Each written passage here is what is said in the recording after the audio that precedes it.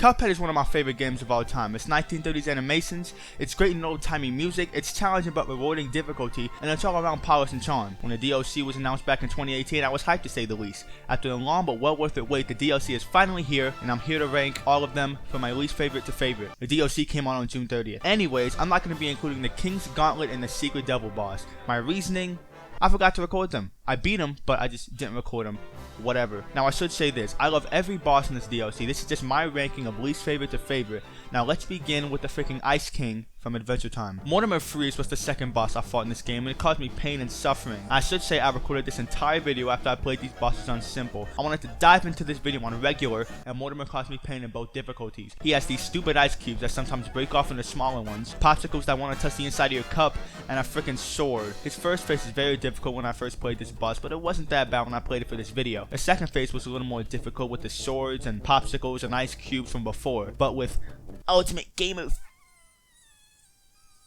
focus, you should be able to do it no problem. Now the final phase was really cool, switching to a tense platform shootout, even if it did cheat sometimes. And if you're able to dodge his freakish eyeball and buckets, you basically have the victory. He looks like a Norwegian Santa Claus with leprosy. This boss was alright, definitely hard but doable. I just think the next bosses were better and more fun for me, even if it was more challenging. The first boss I fought in this DLC ended up being my second least favorite, Glumstone the Giant. As platforms that move up and down and sometimes fair, and it's the pink and purple gases whose patterns are fun, geese that I don't know for the life of me how to dodge well, and these stupid gnomes that try to trip you up every chance they get. Second phase has this tumor-headed jerk with a King Dyson devil puppet tossing a ball back and forth. Now the pattern is really easy once you get the hang of it and are able to tell how they throw. It's the stupid little sonic spikes that screwed me up the most. They pop out of the ground and try to be the biggest pain they can, and they do a really good job at it. For the final phase we go, what?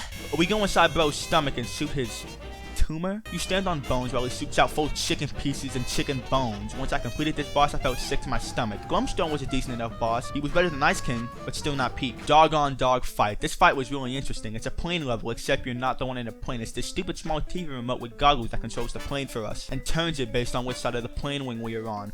In this boss, you have to deal with a buff bulldog who flies his own plane above you. He has bone tattoos and cat hair balls for you to dodge, while also having to deal with tennis balls being thrown from these dogs that live in the plane wing. How the heck do they fit in there? Once you take care of the bulldog, you have to deal with the tennis ball throwing brats. They bark out letters for you to dodge, all while being in a group of 4 constantly circling around you. And it can be a little hard to dodge if you don't have the correct so like an idiot. The final phase I struggled with the most for this fight. This dog helicopter grabs the screen and has a laser within its paws.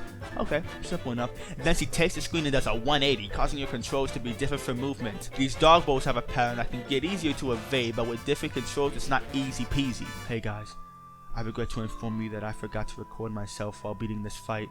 I'm very sorry, my dear viewers. I will now leave the platform since I made the biggest mistake in my entire YouTube legacy, even if I didn't have one to begin with. Her nose is an Oscar Mayer wiener. Seth Saltbaker is the final boss for this DLC, and it's a really good boss fight, even if it did take me nearly an hour to complete. The boss fight starts off with you walking down a long hallway and seeing the shadow of an evil Pillsbury Doughboy. TLDR, he took my boy, and now we have to kill him. Basic stuff. So boom, here we are, looking good. Did he just commit murder to a lime? Yeah, as you can probably tell, there is a lot going on screen. I mean, just look at me losing all my health. There's a whole bunch going on in the background and the foreground. Speaking of that, Seth Baker's animations are brilliant in each and every phase. This is the best looking boss in Cuphead, hands down. But animations aside, this boss was hard. Really hard. Harder than the devil boss fight. I just beat the base game like 3 days ago. His second phase threw me off so much. You have to shoot these pepper shaker balls to have them attack Seth Saltbaker, or also having to dodge leaves and whatever the heck this thing is. His second phase took me quite a while to get right and make it through without taking too much damage, and if I somehow got to the third phase, I died instantly. Seth Saltbaker's third phase is nothing but suck. I'm getting high cholesterol just looking at it, and had to look at this phase a lot. And when I finally beat the spinning thing, I had to platform while shooting his pink heart and evading to the best of my ability, and I ended up taking a break from this boss entirely, and I was starting to lose hope.